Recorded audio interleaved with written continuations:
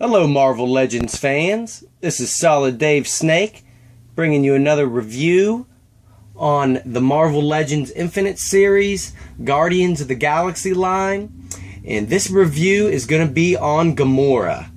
And before we actually take a look at the figure, I'm just going to go over packaging real quick. As you can see on the back, it has a picture of the figure with a little bio up here.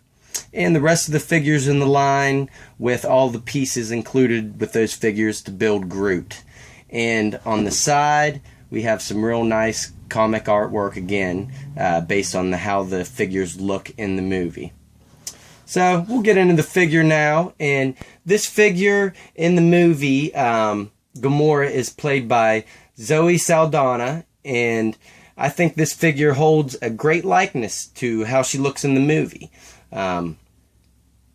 Real good likeness and paint job on this figure, but I do have some problems with the articulation and the single accessory she comes with, which is the sword that you see in the previews. And mine came out bent, and she has a really hard time holding it. It's real loose. And see, if you can see, it's not that thick of a handle.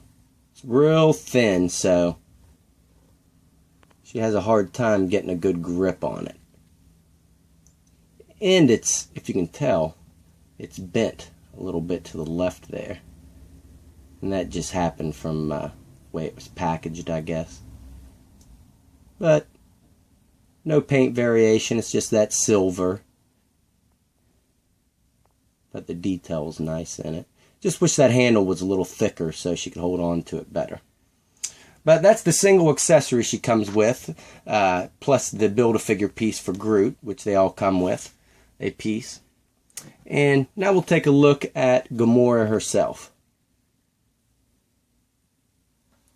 And overall, just like in the movie, she's painted green, but has little blue details in the face, under her cheek.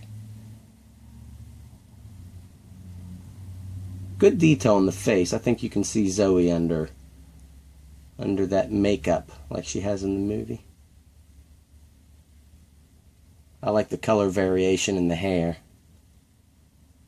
It's a good transition on it too.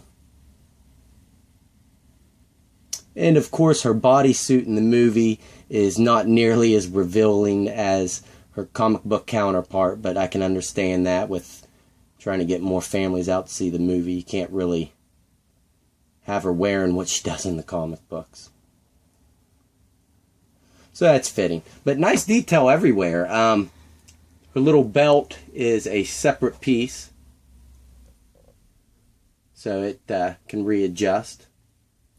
But articulation-wise, this figure is very hard to stand. Kind of like the Black Widow from the Captain America figure. And some of the articulation is weak on her. But we'll go over it. Her head is on a ball joint, which you can't really rotate all the way around because of her hair, and is restricted for looking up and looking down because of the little bangs coming down there.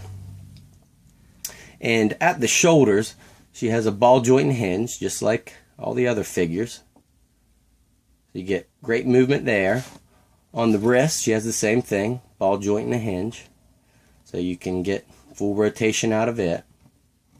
And she has a ball joint and hinge at the wrist as well, so you can get really good movement out of them. Just wish her grip was tighter for the sword, or the sword handle being thicker. And on the waist, well, she doesn't have a waist cut. It's kind of the upper abs. She doesn't necessarily have a crunch. She just has this twist, which you can get all the way around. So that's kind of weak. I'd have rather been able to get a little more of a ab crunch movement out of that.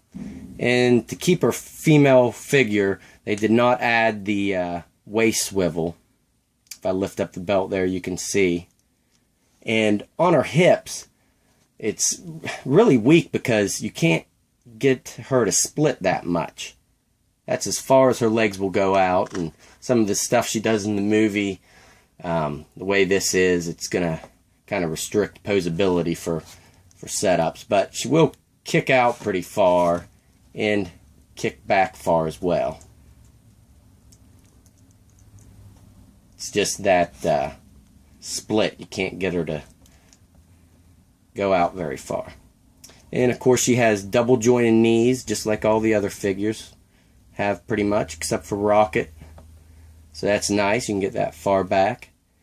And her ankles do not have that ankle pivot. They will swivel from side to side and have the hinge to go down and back. Yeah. Which you can get it back pretty far, but you can't really get it up that far because of the cuff of the pants. So overall, this figure definitely isn't my favorite from this line, but it does hold a good resemblance to the figure in the movie, or to the movie counterpart, and looks really nice posed with all the other figures. So as an individual figure itself, I really can't highly recommend it, but as a whole group with the rest of the Guardians of the Galaxy, she does look really nice. So stay tuned, guys. I think I will do the Build-A-Figure Groot next, and then do the comic book Nova and Iron Man after that. So stay tuned, and thanks for watching, guys.